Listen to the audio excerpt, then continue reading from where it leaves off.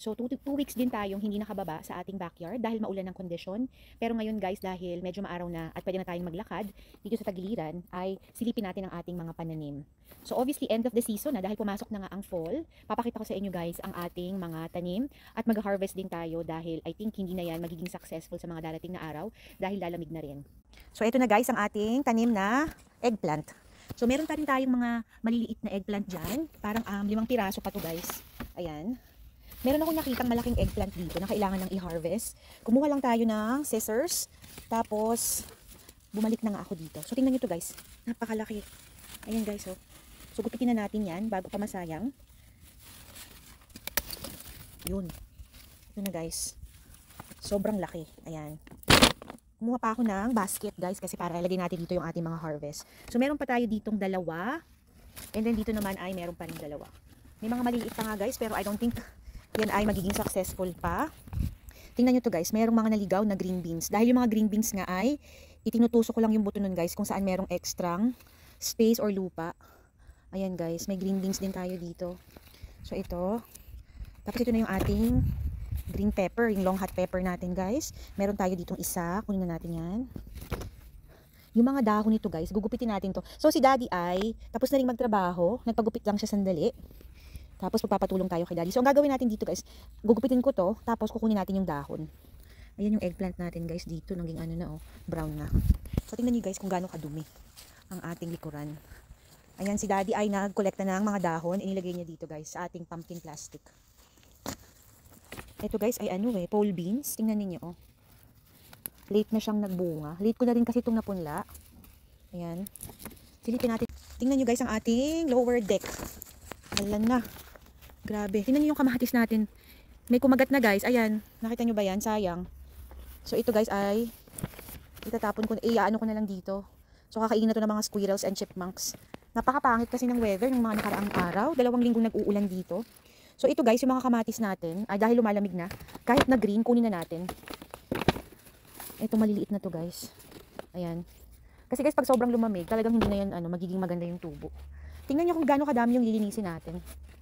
Ito namang ating bell pepper ay wala na din yan guys. Tapos na ang season talaga. So i-harvest ko na din itong mga green tomatoes natin. Sa loob ko na lang to guys papapulahin. Ayan. So yung mga ko guys, tomatoes na na-harvest natin sa ating veggie bowl ay lulutuin natin siya. Gagawin nating achar. Yan ay tinuro ng aking best friend. So gagawin natin tomato achar. Ito guys, napakadami oh. Tingnan nyo yan. Madami pa. So i-harvest na natin tong lahat. Dahil guys, yung ating weather ay malamig na. So kunin ko to guys, yung isang bungkos. Gupitin na natin. Ito guys ang ating, ay kabay, nahulog ka. Ala, nahulog na. Nahulog na guys. So kahit green, i-harvest na natin. Para hindi sayang. Kasi guys, pwede naman natin ilagay yan sa window sill. Doon na lang natin aantayin na mamula. Ayan. Dahil madami pa. Ay, naku, nahulog. Ayan. Tingnan nyo to guys, oh. Nag-mold. So, hindi na kaya ng mga pananim yung lamig. Lumalamig kasi tayo guys sa gabi. Bumababa tayo ng less than 50 degrees Fahrenheit. Ayaw yan ng mga pananim natin. So, ayan talagang tapos na ang ating planting season. Ayan. So, hina-harvest ko na lahat guys. Tapos, ipapakita ko sa inyo ang ating harvest for today. Ito na guys, ang ating malalaking kamatis. Tingnan nyo yan. Kulay green pero parang nabulok na siya. Ayan, oh. Papakain ko na lang to sa mga guinea pigs ko dahil I don't know kung safe pa yan kainin. Etong mga to nakikita nyo to guys, mga kalamansi yan. Ipapasok na din natin sa loob ng bahay dahil sobrang lamig na. So pasok na tayo guys. Hindi namin maasikaso tong backyard dahil nga yung mga bata ay marami pa rin mga sports activities. Pero hopefully guys sa Sunday or sa Sabado, maayos namin at malinis to ni Daddy. So ito guys ang ating basket. Teka, nakalimutan ko yung aking gunting. Itinuso ko lang dito sa isang taso. Kunin natin kasi baka mga lawang. Ayun. Naiwan ko yung aking gunting. I think sa harapan ng bahay guys ay meron pa rin tayong kamatis. Kunin na natin. So kumuha rin ako guys ng 3 paso. Yung ating monstera na pinaugat sa vase ay pwede nang i-transplant. So magpapalago tayo ng ating houseplant. Pwede ko na i-transplant dito yun guys kasi malalaki na yung ugat. Tinitingnan ko guys kung pwede ko na rin i-harvest tong 2 talong dito pero parang maliit pa. Antayin pa natin. Okay guys. So, pauwi na daw si Daddy. Tapos siya siyang magpagupit. Ito naman guys, i-harvest na rin natin. Kahit maliliit pa yan at kahit na green. Kasi guys, nakita nyo ba yung ano, yung dahon? Talagang, tapos na talaga ang ating maliligayang araw ng pagtatanim. So, ito guys, kunin na din natin. Hindi na ito magdidilaw. Ay, bago pa yan masayang. Yung ating ano, impatience, maganda pa din, no? Ayan guys, nakita nyo, ang ganda-ganda ng tubo. So, kahit na medyo natuyo, namumula pa din. Kasi nga nadiligan siya guys, dahil sa ulan. Pati ito guys, yung mga petunias, ang gaganda, oh. Ayan, ito naman yung ating Carolina Reaper. Ayan guys. May mga ilan pa rin tayong pwedeng i-harvest. Pero gusto ni Daddyng mag-iwan ako ng ilang piraso na pepper para gawing punla. So ito guys, yung cordyline, ipapasok natin kasi pwede natin gawing houseplant yan. Hi guys, tapos na tayong mag-lunch. Kinolekta ko rin yung ating mga trash. At dahil malapit na nga ang eleksyon, kung ano-anong mga papel na meron tayo dito, papakita ko sa inyo yung mga na-receive ko na mga freebies na ina-offer dito sa Amerika. Alam niyo ba guys, dito kapag may bagong business na nagbubukas, marami silang mga pinapadalang mga specials and deals. Pakita ko sa inyo yung ating na-receive sa mail natin for today. So, dahil tayo ay laging nasa daan, meron tayong natanggap na, may nagbukas kasi guys na bagong car wash dito lang malapit sa amin. So, ito guys ay free Ultimate Shine Free Wash. Ang value nito guys ay $24. So, ayan, meron tayong free. And dito naman guys ay 1 month unlimited for $1 only. Up to $40 value. Kasi guys, I think yung membership nito, kapag ka nag-avail ka ng unlimited car wash for a month, ang halaga nun ay $40. So, ayan guys, meron lang siyang code sa likod. I think pag nagpa-car wash tayo, scan lang natin yan. So, tingnan natin, kasi parang maganda tong deal na to. For $1 libre ang unlimited wash. And then, nakalagay dyan guys, cancel anytime. So, bago pa mag 1 month, i-cancel na natin para wala tayong bayad. Pero ito guys, gamitin natin to. Tamang-tama, madumi na yung sasakyan ko. And then, meron din tayong dumating na coupon from CVS. Ito guys, meron tayong 30% off 1 full item. So, dalawa yan guys, dalawa yung coupon. Ito ay from 9:30 to 10:13, 30% off 1 full price item. And then ito naman from 10:14 to 10:27. Ayan, 30% off. Minsan guys, nakakabili tayo ng mga ano doon, mga items sa CVS. Gamot, or kung ano pa yung mga pain relief cream natin. Or ayan, pwede rin pagkain guys. So, ayan ay maximum value ng up to $99.